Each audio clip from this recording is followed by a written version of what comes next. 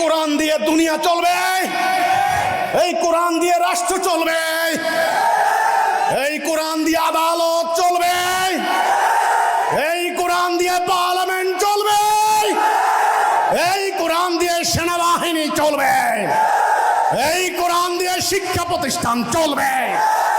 এটাই হলো কোরআন, আমাদের জীবন বিধান, এটাই আমাদের পরিচয়, আমাদের মাথার মুকুট। মানব রচিত রাষ্ট্র ব্যবস্থাকে না বলুন, এই প্রতিবাদী স্লোগানকে সামনে রেখে গাজীপুর জেলা ও মহানগর হিজবুত তৌহিদের আয়োজনে অনুষ্ঠিত হল এক বর্ণাঢ্য ও প্রাণবন্ত কর্মী সভা। গতকাল বিকেল ৩টায় গাজীপুরের সাগর সৈকত কনভেনশন হলে এই কর্মী সভা অনুষ্ঠিত হয়। বিশ্বের শ্রেষ্ঠতম বিপ্লবী মহানবী হযরত মুহাম্মদ সাল্লাল্লাহু আলাইহি সাল্লাম বিপ্লবের মূল মন্ত্র কি ছিল? লা ইলাহা ইল্লাল্লাহ, লা ইলাহা ইল্লাল্লাহ। আর কোনো কথা নাই। লা ইলাহা ইল্লাল্লাহ দিয়ে ভিক্ষা করে না কিনিয়া, এই লা ইলাহা ইল্লাল্লাহ দিয়ে রণাঙ্গনে বিজয় লাভ করেছে, লা ইলাহা ইল্লাল্লাহ দিয়ে দুনিয়া শাসন করেছে। মুহাম্মদ ছিল খলিফা, খলিফাতুল মুসলিমিন, আমিরুল মুমিনিন, শাসক, গভর্নর। পবিত্র জুমার নামাজ আদায় শেষে ধর্মপ্রাণ মুসল্লিরা দূর দূরান্ত থেকে ছুটে আসেন অনুষ্ঠানে অংশ নিতে। কিছু সময়ের মধ্যেই কানায় কানায় পূর্ণ হয়ে ওঠে পুরো কনভেনশন হল।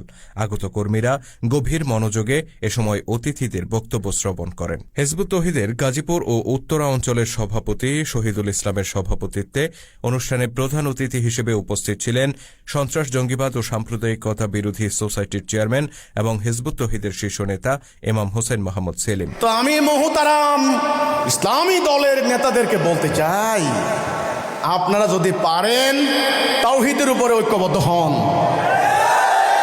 তাওহীদ, তাওহীদ, অন্য কোন সরকারের অমুক তমুকের বিরুদ্ধে ঢিল মেরা লাভ হবে না।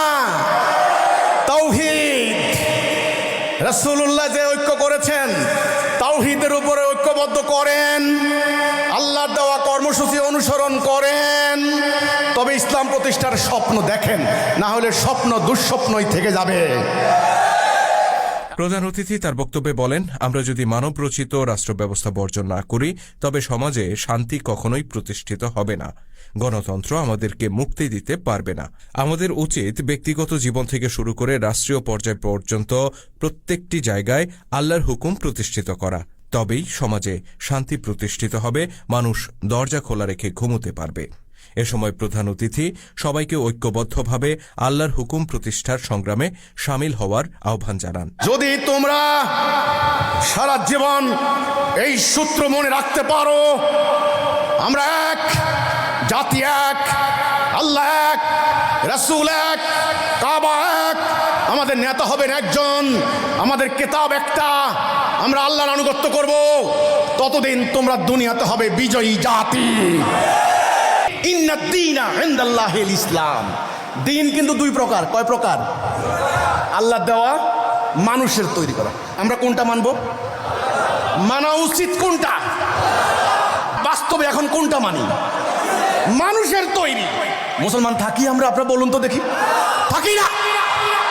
অনুষ্ঠানে স্থানীয় হিজবুত তৌহিদের বিপুল সংখ্যক কর্মী, ধর্মপ্রাণ মুসল্লি, স্থানীয় গণ্যমান্য ব্যক্তিবর্গ, বিভিন্ন পেশার প্রতিনিধি, সমাজ সচেতন নাগরিক ও সাংবাদিকবৃন্দ উপস্থিত ছিলেন। তাদের স্বতঃস্ফূর্ত অংশগ্রহণ কর্মসূচিকে বর্ণাঢ্য করে তোলে। অনুষ্ঠান শেষে দোয়া ও মোনাজাতের মাধ্যমে কর্মী সভা সমাপ্ত হয়। তোমার হামলায় আমাদের শহর, নগর, বন্দর ধ্বংস হয়ে যাক, আমরা চাই না। আল্লাহ, আল্লাহ, আমরা উদ্বাস্তু শিবিরে তাদের ত্রাণ ভিক্ষার জন্য আমরা আজকে লাইন ধরতে যাব না। আল্লাহ, আল্লাহ, আমরা বেঁচে থাকতে আমাদের নারীদের ইজ্জত লুণ্ঠন হতে দেব না। আল্লাহ, আল্লাহ, আজকে গাজীপুরের এই মাটিতে হাজার হাজার নারী পুরুষ দুহাত তুলে শপথ করছেন তোমার দিন কায়েম করবে। তোমার রাসূল যে দায়িত্ব পালন করে গেছেন, তোমার সাহাবায়ে কেরাম, তোমার রাসূলের সাহাবায়ে রক্ত দিয়ে যে দিন কায়েম করে গেছেন, কয়েক শতাব্দী পর সেই দায়িত্ব পরিত্যক্ত হয়ে গিয়েছিল, যার ফলে আমরা ইউরোপিয়ানদের হাতে পরাজিত হয়েছি, আমরা লাঞ্ছিত হয়েছি। আজ হিজবুত তৌহিদের আহ্বানে, জামানার ইমামের অনুপ্রেরণায় আমার মতো গুনাহগার এক বান্দার ডাকে হাজার হাজার বনি আদম আজকে আবার তওবা করে আবার ঈমান আনার শপথ করছে। আল্লাহ